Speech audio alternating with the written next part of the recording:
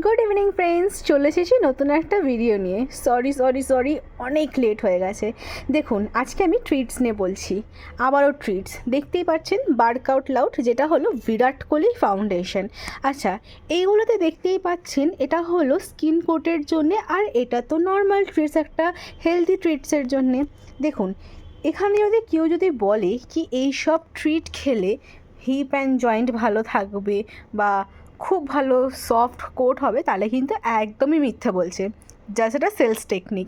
এটা নর্মাল যেরকম আমরা ট্রিট খাই ঠিক সেরকমই। এটা কিন্তু ওদের স্কিন কোটের কিন্তু কোনোটাই এফেক্ট করে না, জাস্ট এমনি মুখরোচক খাবার। যদি আমি কথা বলি এই ট্রিক্সি, যেটা আপনারা অনেক রকমের টয়েস শ্যাম্পু দেখেছেন, তারা কিন্তু এরকম বার করেছে ট্রিটস। এগুলো কিন্তু শুধু জাস্ট মুখরোচক খাবার। ফার্স্ট বার দেখছেন, দেখুন আপনাদেরকে একটা আমি জিনিস দেখিয়ে দিই, সেটা হলো ফার্স্ট বারকে যে কোনো খাবারের পেছনে আপনি দেখবেন কত কী প্রোটিন কোয়ান্টিটির আছে, ফাইবার আছে, এক্সেট্রা আপনারা দেখতে পারেন। এটা কিন্তু আপনারা কাউকে ব্লেম করতে পারবেন না, আরে এটার প্রোটিন কোয়ান্টিটি এতটা কেন বা এটার কি। এখানে সব কিছুই কিন্তু আপনার দেওয়া আছে।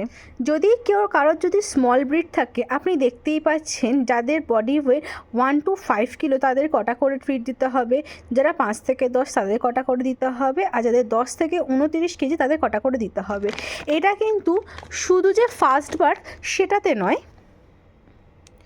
আপনি চিপচপসের এরকম সব রকমেরই প্রোডাক্টসে পেয়ে যাবেন।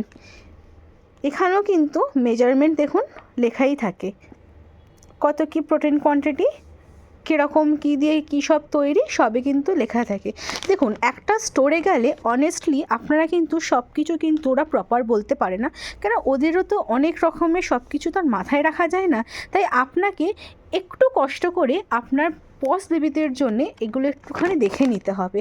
কিন্তু আমি বলবো চিপচপস কিন্তু খুব ভালো ব্র্যান্ড হলো, এটা কিন্তু যে প্রিজারভেটিভ এটা কিন্তু অনেকটা বেশি দেওয়া থাকে। তো এটার থেকে সবথেকে ভালো আপনারা যদি লাভ জার্কি বা আপনারা যদি ফার্স্ট বার্ক নেন, এটাতে প্রিজারভেটিভ ক্ষমতা একটু কম থাকলে ওদের হেলদি রাখার জন্যে।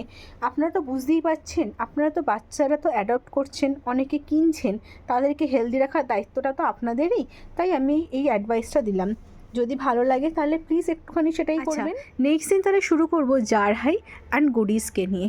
সরি, আমি অনেক দিন ধরে এরকম লং ভিডিওস দিতে পারছি না, হয়তো অনেকের ভালো লাগছে না বলি হয়তো সেরকম কোনো ভিউজ পড়ছে না, কিন্তু আমি চেষ্টা অবশ্যই করব, আমি চেষ্টা ছাড়বো না। আপনারা সবাই একটু সাহায্য করবেন।